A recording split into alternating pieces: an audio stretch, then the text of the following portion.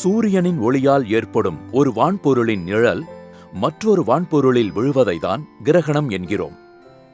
கிரகணம் என்பது வெறும் நிழல்தான். சூரியனை மறைக்கும் நிலவின் நிழல் பூமியில் விழுவது சூரிய கிரகணம். பூமியின் நிழல் நிலவில் விழுவது சந்திர கிரகணம். ஒரு சிறிய நிலா எப்படி சூரியனை மறைக்கும் என்ற கேள்வி நமக்கு ஏற்படும்.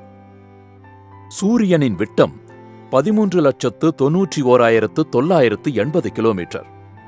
நிலவின் விட்டம் வெறும் 3,476 கிலோமீட்டர் தான். அதாவது சூரியன் நிலவை விட சுமார் 400 மடங்கு பெரியது. கடுகு மறைத்து பூசணி காணாமல் போகுமா? அளவில் சிறிய நிலவு சூரியனை எப்படி மறைக்கும்? இங்குதான் தொலைவு முக்கிய பங்கு வகிக்கிறது. நிலவுக்கும் பூமிக்கும் இடையே உள்ள தொலைவு 3,84,400 கிலோமீட்டர். பூமிக்கும் சூரியனுக்கும் இடையே உள்ள தொலைவு எவ்வளவு தெரியுமா? 14,96,00,000 கிலோமீட்டர். எனவே நமது பார்வைக்கு சூரியனும் நிலவும் ஒரே அளவில் இருப்பது போல தெரியும்.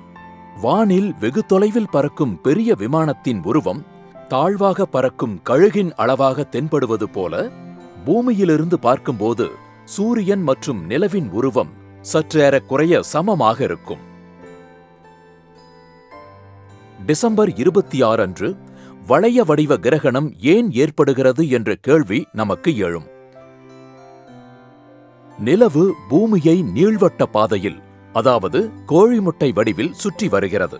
பூமியும் சூரியனை நிலவைப் போல நீள்வட்ட பாதையில் சுற்றி வருகிறது.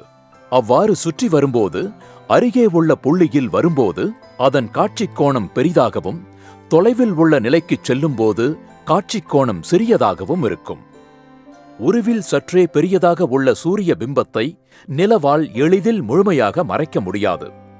ஒரு நேர்கோட்டில் சூரியன், நிலவு மற்றும் பூமி வரும்போது அப்போது தொடங்கி ஒரு கட்டத்தில் நிலவு சூரியனை முழுமையாக மறைப்பது போல தெரியும். சூரியனின் மையப்பகுதி மட்டும் மறைய விளிம்பு பகுதி நெருப்பு வளையம் போல காட்சியளிக்கும். இது வானில் தெரியும் ஓர் அற்புத காட்சி. இதைதான் வளைய சூரிய கிரகணம் என்று அழைக்கிறோம்.